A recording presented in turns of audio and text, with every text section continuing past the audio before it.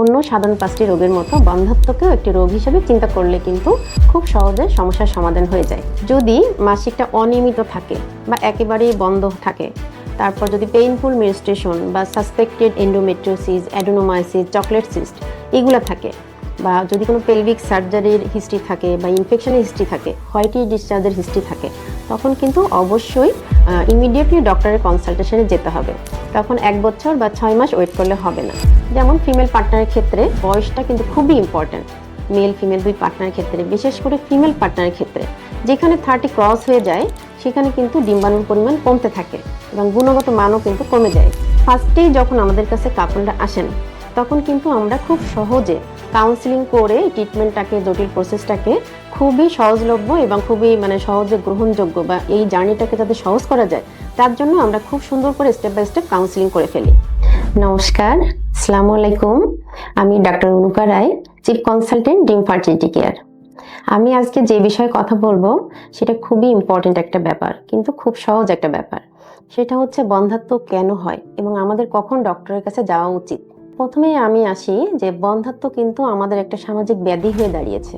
বন্ধ্যাত্ব কোনো সমস্যা নয়, এটা একটা জটিল ব্যাপার হলেও এটা কিন্তু একটা মানবিক দিক আছে। এটা কিন্তু শুধু শারীরিক প্রবলেম না, এটার সাথে জড়িয়ে আছে আমাদের সমাজ, আমাদের পরিবার এবং একটা মানসিক চাপও।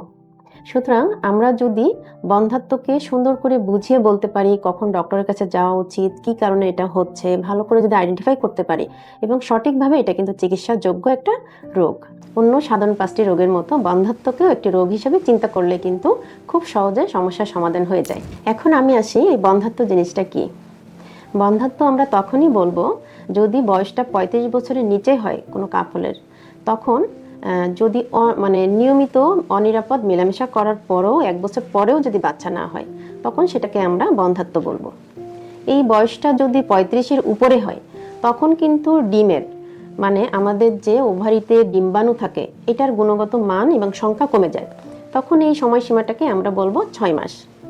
আবার একটা ইম্পর্টেন্ট জিনিস আমরা কিন্তু অনেকেই জানি না, সেটা হচ্ছে অনেকের কিন্তু দেখা যায় যে অনেক প্রবলেম থাকে মেল ফিমেল দুই পার্টনারের ক্ষেত্রে। তখন কিন্তু 6 মাস বা 1 বছর ওয়েট করলে হবে না, ইমিডিয়েটলি তখন ডক্টরের কনসালটেশনে যেতে হবে। আমি ফার্স্টেই আসি ফিমেল পার্টনারের ক্ষেত্রে।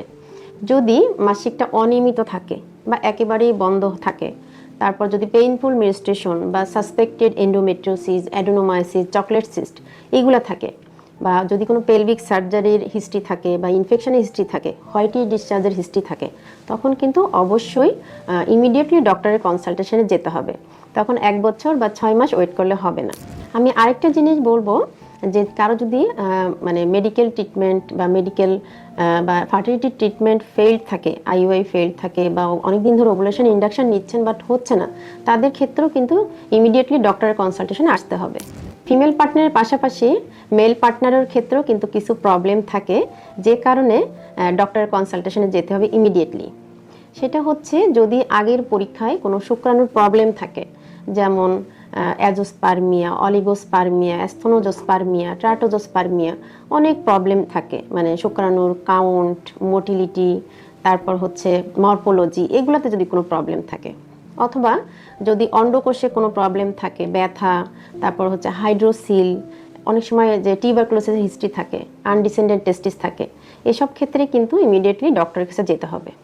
এখন আমি আসি, কোনো কাপল যদি আমাদের কাছে আসে তখন ফার্স্টে আমাদের উচিত বা আমরা যেটা করে থাকি আমাদের সেন্টারে, সেটা হচ্ছে ডিটেলস আমরা হিস্ট্রি নেই, যে কতদিন ধরে ট্রাই করছেন, তারপর হচ্ছে মাসিকটা নিয়মিত কিনা, এবং কোনো আলট্রাসোনোগ্রাফি বা টিবিএস অথবা স্যালাইন ইনফিউশন সোনোগ্রাফির কোনো রিপোর্ট আছে কিনা, বা স্পার্ম অ্যানালাইসিসের বা সিমেন অ্যানালাইসিসের কোনো রিপোর্ট আগে থেকে আছে কিনা, এগুলো আমরা দেখি।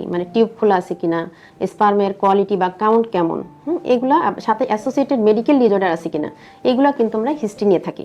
তারপরে আমি আসি যে হিস্ট্রি নেওয়ার পর মেল ফিমেল দুই পার্টনারকে কিন্তু আমরা বেজলাইন কিছু টেস্ট করি। যেমন ফিমেল পার্টনারের ক্ষেত্রে আমরা কিন্তু বয়সটা কিন্তু খুবই ইম্পর্ট্যান্ট। মেল ফিমেল দুই পার্টনারের ক্ষেত্রে, বিশেষ করে ফিমেল পার্টনারের ক্ষেত্রে যেখানে 30 ক্রস হয়ে যায় সেখানে কিন্তু ডিম্বাণুর পরিমাণ কমতে থাকে এবং গুণগত মানও কিন্তু কমে যায়। সেক্ষেত্রে আমাদের কিন্তু কিছু হরমোন টেস্ট করতে হয়, যেমন এএমএইচ। ইমেজটা দিয়ে আমরা বুঝি যে ওভারিতে কেমন মানে কি পরিমাণ ডিম আছে। তারপর হচ্ছে এলএইচ, এফএসএইচ এগুলো দেখেও কিন্তু আমরা বুঝি যে কোয়ালিটি কেমন বা কাউন্ট কেমন এগুলো বুঝতে পারি। তারপর ইস্ট্রোজেন, প্রজেস্টেরন হরমোন এবং একই সাথে আমরা প্রোল্যাকটিন এবং থাইরয়েড হরমোনটাও দেখি।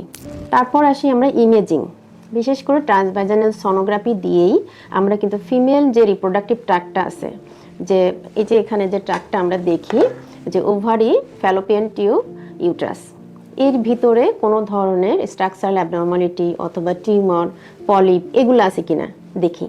তারপর আরেকটা জিনিস স্যালাইন ইনফিউশন সোনোগ্রাফি, এখন যেটা খুবই অনেক ইম্পর্ট্যান্ট, যে এই যে ট্র্যাক্টটা মানে ভ্যাজাইনা, তারপর হচ্ছে ইউট্রাস, ফ্যালোপিয়ান টিউব, ওভারি, এই ট্র্যাক্টটা ওকে আছে কিনা মানে প্যাটেন্ট আছে কিনা এটা কিন্তু আমরা দেখি। একই সাথে আমরা মেল পার্টনারকে খুবই ইম্পর্ট্যান্ট একটা টেস্ট যেমন সিমেন অ্যানালাইসিস, এটা করলেই কিন্তু অনেকাংশে মানে অধিকাংশ ক্ষেত্রে বোঝা যায় যে স্পার্মের কাউন্ট কেমন, কোয়ালিটি কেমন, মোটিলিটি কেমন, মরফোলজি কেমন।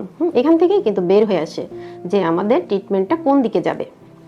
তারপর অ্যাসোসিয়েটেড কিছু হরমোনও টেস্ট করি, যেমন এখানে আমরা এলএইচ, এফএসএইচ, তারপর হচ্ছে থাইরয়েড, প্রোল্যাকটিন, টেস্টোস্টেরন এগুলো করি। তারপর এখানে আরেকটা জিনিস ইম্পর্টেন্ট, যদি এখানে কোনো প্রবলেম হয় তখন আমরা স্ক্রোটাল আল্ট্রাটাও করে ফেলি, এবং স্পার্মের কাউন্ট যদি খুবই কম হয় বা একেবারেই না থাকে তখন এখানে জেনেটিক টেস্টিংয়ের দরকার হয়ে পড়ে। তাহলে কিছু বেজলাইন টেস্ট এবং অ্যাসোসিয়েটেড আমরা এখান থেকে প্রবলেম হলে আরও অ্যাডভান্স কিছু টেস্ট করি, সেখান থেকে আমাদের আইডেন্টিফাই হয় যে মেথড অফ ট্রিটমেন্টটা কেমন হবে। এটা মানে এই কাপলের জন্য ট্রিটমেন্টটা আমাদেরকে ওভুলেশন ইন্ডাকশন হবে, নাকি আইওআই হবে, নাকি আইভিএফ হবে, নাকি ইক্সি হবে।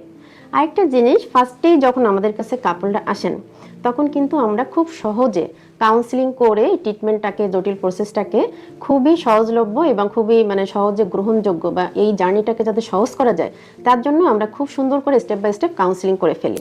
ধন্যবাদ সবাইকে, ভালো থাকুন, সুস্থ থাকুন।